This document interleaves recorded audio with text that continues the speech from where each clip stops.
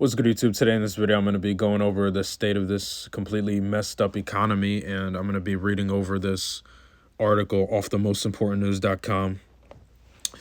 It's been a little while since I've went on this website and read over these articles, but they usually have some like really good information on the state of the economy and like good updates on world events and stuff like that.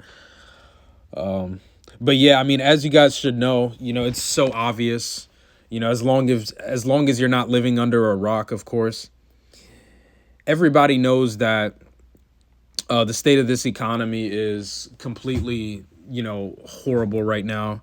The cost of living crisis is out of control. Nowadays, it's like literally normal for people to be working like 2 to 3 jobs. It's insanity. And, the reality is, folks, that the cost of living is going through the roof and skyrocketing. And the only thing that's not skyrocketing are wages. Why do you think that is? It's because they want you to be a slave to the system. They want you to keep struggling. They don't want you to get ahead in life, right? This is like the number one. This is their primary method to keep us, humanity, enslaved, right? The whole 9 to 5 cycle, the rat race, right? Because that's what it is. It's a rat race. It's a never-ending cycle on the hamster wheel. That's the best way I can, put it into perspective for you. It's so obvious that that's exactly how it is, and it's becoming more and more, ridiculous as time goes on. Everything is so expensive. The cost of living is going through the roof, but while wages remain stagnant, while these corrupt, criminal, billionaire corporations pay their workers poverty wages to where they can't even keep up with the cost of living, right? Either they're not keeping up with the cost of living or they're barely keeping up with the cost of living. It's as simple as that. But yeah, I mean, this is like obvious stuff that's taking place that, I shouldn't even have to say, but, I'm going to say it either way, because that's the truth of the matter. But I'm going to just get right into it right now. And it says the wheels have started to come off for the U.S. economy and the worst is yet to come. For a long time, there's a lot of denial about the direction that the U.S. economy was heading. The puppet Biden admin and the fake stream media just keep insisting that everything was just fine, even though everyone could clearly see that it wasn't. But now reality is setting in. Last week, we got some numbers that Wall Street really didn't like, and a massive temper tantrum ensued.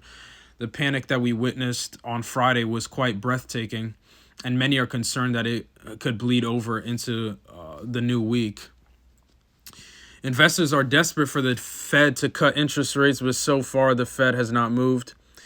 Also, I'm not sure if you guys heard of this, but the stock market ended up crashing. I believe it was yesterday, and everybody's talking about it. But the reality is, this is just the beginning, because eventually we're going to end up seeing hyperinflation, and then that's when things are going to get really bad. And, this is all a part of their plan to completely break down society and, to make people suffer more and more and more. They're literally, people are literally getting outpriced out of existence. Like I said, for the millionth time, cost of living crisis is through the roof. And, these corrupt criminal billionaire corporations are not paying their workers enough money to be able to, make a decent living. It's ridiculous. It's corruption at its finest. It's at an all-time high nowadays. But anyways, enough of the rambling. On Friday, many were surprised when the employment numbers were much worse than anticipated. A lot of places are not hiring either. Goes on to say U.S. job growth cooled sharply in July, while the unemployment rate unexpectedly rose to the highest level in nearly 3 years. The Labor Department on Friday reported that employers added 114,000 jobs in July, missing the 175,000 gain forecast by the LSEG economists. The unemployment rate also unexpectedly inched higher to 4.3% against expectations that it would hold steady at 4.1%. It marked the highest level for the jobless rate since October 2021. You know, the ridiculous thing that really shows, on top of all the other stuff, that the economy is completely screwed. When you have companies that are pretending that they want to hire new people, right? And they pretend that they have all this like simple criteria that you need to meet, right? But yet you have all these people applying for these jobs that do qualify for these jobs, but yet they still don't get anything back from these jobs, or these, these managers who are these employers, right, who are responsible for recruiting new people. They don't hear anything back from them, right? They get ghosted, right? They never hear anything back.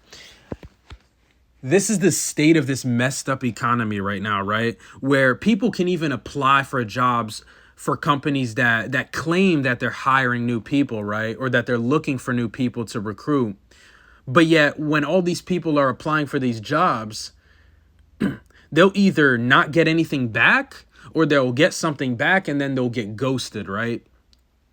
This economy is completely screwed up. And it's only going to get worse from here, and that's just the truth of the matter. And people need to, do their best to prepare for what's to come, because, they're going to usher in a major crisis. And then from there, they're going to implement their new corrupt system. It goes on to say, please keep in mind that the U.S. economy must produce at least 150,000 new jobs each month just to keep up with population growth. And don't even get me started. Also, I just thought of this too.